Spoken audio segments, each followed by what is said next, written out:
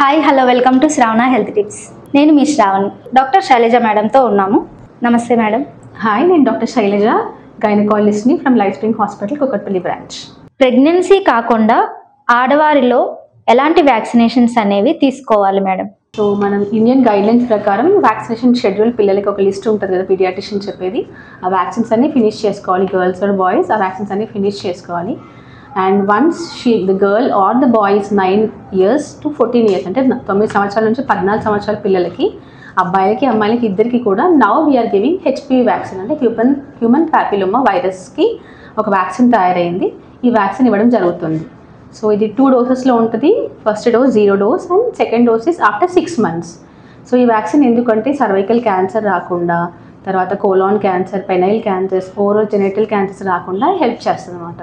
So చిన్నపిల్లలు ఎవరున్నా సరే 9 to 14 years ఉన్న పిల్లలందరికీ కూడా ఈ వ్యాక్సిన్ ఇవ్వడం స్టార్ట్ చేశారు ఇప్పుడు ఇండియన్ గైడ్లైన్స్ అన్నీ కూడా. సో ఆఫ్టర్ 14 తర్వాత అంటే 15 years నుంచి 45 years వరకు ఫీమేల్స్ మాత్రము ఈ వ్యాక్సిన్ సేమ్ వ్యాక్సిన్ ఇవ్వడం జరుగుతుంది. కానీ 3 doses ఉంటాయి. 0 dose, second dose at 2nd month and third dose at 6th month. So 3 doses ఉంటుంది 15 years ఏజ్ నుంచి అప్ టు 45 years ఏజ్ వాళ్ళకి. లైక్ కొన్ని బ్రాండ్ నేమ్స్ ఉన్నాయి, గార్డాసిల్ 9, సర్వరిక్స్ అని చెప్పేసి. So you can go for any vaccine and డాక్టర్ని consult చేసి vaccination తీసుకోవాల్సి ఉంటుంది. అండ్ ఆఫ్టర్ డెలివరీ ఇంకా ఇప్పుడు మనం రీసెంట్గా ఏం స్టార్ట్ చేసాం అందరికీ అంటే after delivery.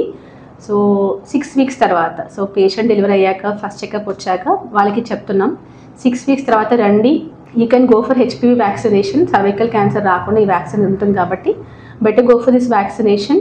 So anyway second ప్రెగ్నెన్సీకి ఒక 2 years గ్యాప్ తీసుకుంటున్నారు కాబట్టి వ్యాక్సినేషన్ 3 doses ఫినిష్ చేసుకోమని చెప్తున్నాం.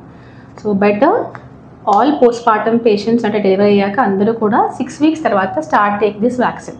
సో ఇంకొకటి రుబెల్లా వ్యాక్సిన్, MMR వ్యాక్సిన్ ఉంటుంది. ఇది కూడా అందరూ ఫీమేల్స్ తీసుకోవాలి before planning for pregnancy. So vaccine తీసుకున్నాక at least 1 month to 3 months pregnancy plan చేయకూడదు.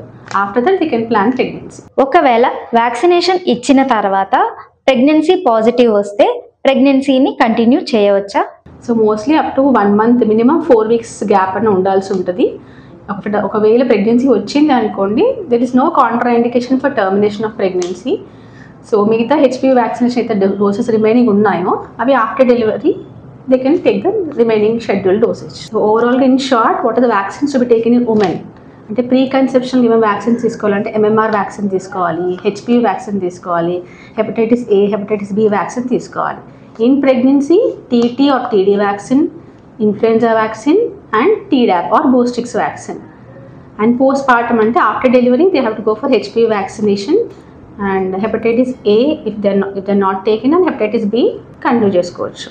థ్యాంక్ యూ మేడం, చాలా విలువైన సమాచారాన్ని మాకు అందించినందుకు. చూస్తూనే ఉండండి శ్రావణ హెల్త్ టిప్స్. మీకు ఏమైనా డౌట్స్ ఉంటే కామెంట్ రూపంలో తెలియజేయగలరు. Please follow Insta and Facebook also. Doctor interviews కోసం శ్రావణ హెల్త్ టిప్స్ని కాంటాక్ట్ అవ్వాలి అని అంటే శ్రావణ హెల్త్ టిప్స్ @gmail.com కి మెయిల్ చేయండి.